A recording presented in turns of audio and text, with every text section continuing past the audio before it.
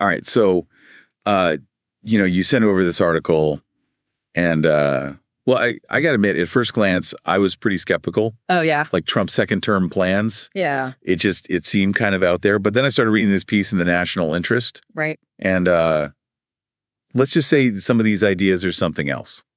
Yeah. Out there is putting it mildly. I mean, annexing Canada, buying Greenland. Yeah. Like it reads like a geopolitical thriller, not a serious policy agenda. Exactly. And that's what I found so fascinating about this piece. Like the author is arguing that we shouldn't just dismiss this as like, oh, this is just Trump being Trump, Right. They think he might actually mean it this time. And what's maybe even more striking is that the author is saying that he might now actually have the resources to actually pull it off. Oh, wow. Like it's one thing to talk big, but if he can back it up with action and resources, then that's a whole different ballgame. Okay, so let's break down some of these claims like annexing Canada. I mean, that's not just some minor policy tweak. That's completely redrawing the map of North America. And it goes against like centuries of established international relations, Wow. I mean, you can't just go around absorbing entire countries, especially not one of your closest allies Right. and trading partners. Okay, so then there's the idea of buying Greenland. Yeah. Apparently he's still hung up on that one. Yeah, it's interesting because it kind of reminds us of something that happened a while back. Mhm. Like the U.S. did buy Alaska from Russia back in 1867. Right.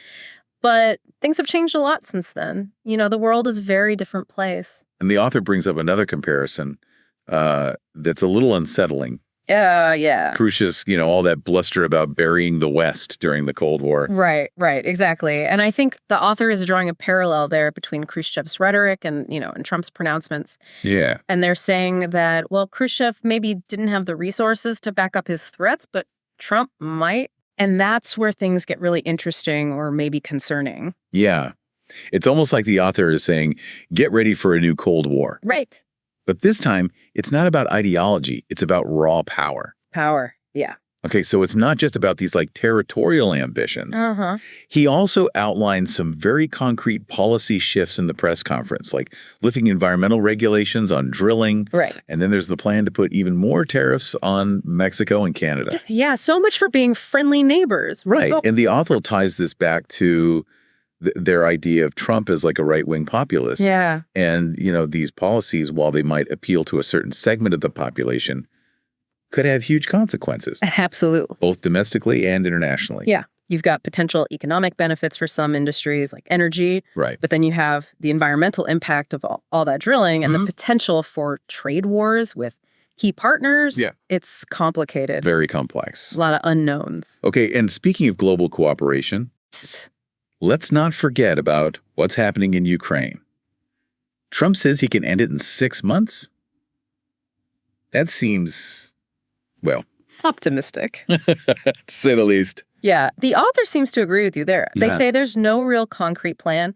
And his comment about meeting with Putin being inappropriate before he takes office, Yes. I think that speaks volumes. Yeah, that quote really jumped out at me too. What do you make of that? Well, I think it shows us a lot about how Trump sees himself and his place in the world. Uh-huh. He sees himself as the ultimate deal maker, the Yeah. guy who can just step in and single-handedly solve these really complex problems. Right. And all those like traditional diplomatic protocols, they're just obstacles, they just get in the way. It's a very unilateralist approach, Oh, absolutely. which the author argues could be incredibly destabilizing. Yeah, And they're not just worried about specific conflicts like Ukraine. right. They see a much bigger trend, a shift away from a rules-based international order Yeah, towards something much more chaotic and unpredictable. right. And that's where the author's comparison to a new barbarism comes in. Okay, now that's a term I definitely want to unpack. Yeah. What exactly do they mean by new barbarism?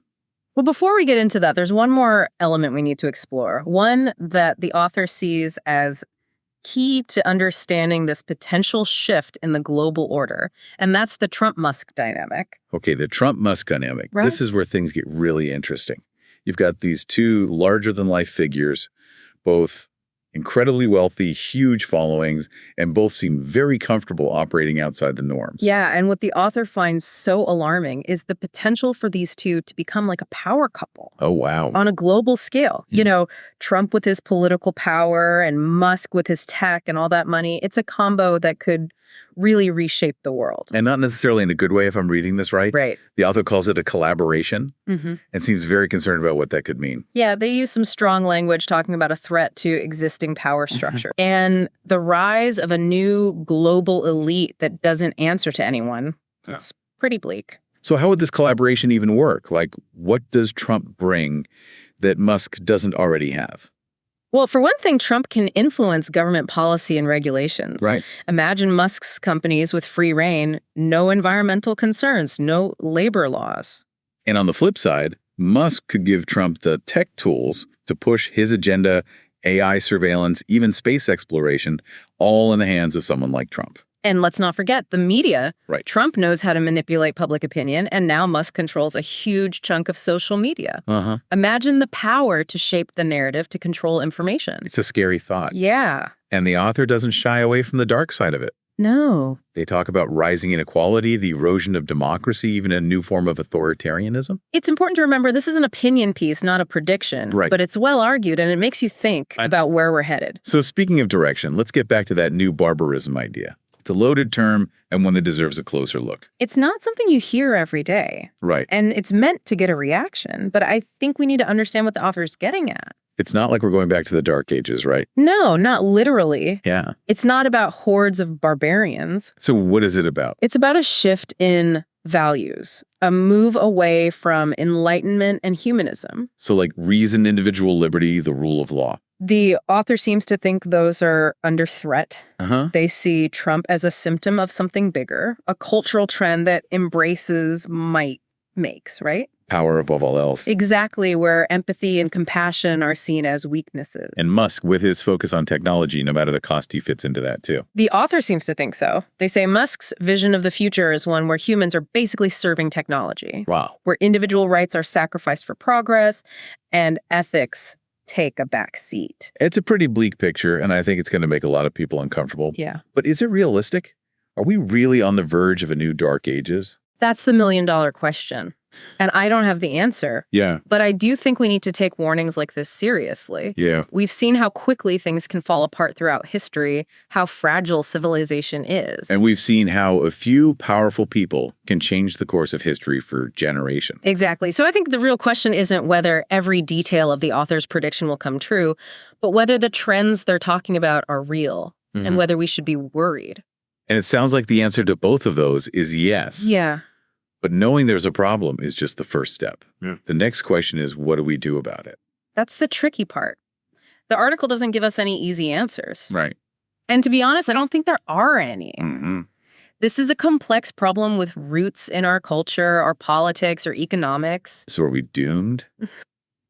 Should we just sit back and watch the world fall apart? I don't think so. Despair doesn't help anyone. Mm-hmm. I think the first step is to admit there's a problem, to talk about the challenges, and to start imagining different futures. And remember that we're not powerless. Right. Even against huge power, individuals can make a difference. Absolutely. We can speak out, organize demand better from our leaders, and support those working for a better world. And maybe most importantly, we can't give up hope. Even when things are bad, it's that belief in a better future that keeps us going. That inspires us to act. Exactly. And that lets us shape the world around us. It's amazing how much emphasis the author puts on this new barbarism thing. Yeah. Like, it's the key to understanding everything else about Trump's second term. It's definitely a powerful idea. And you're right. It does seem to be central to their whole argument.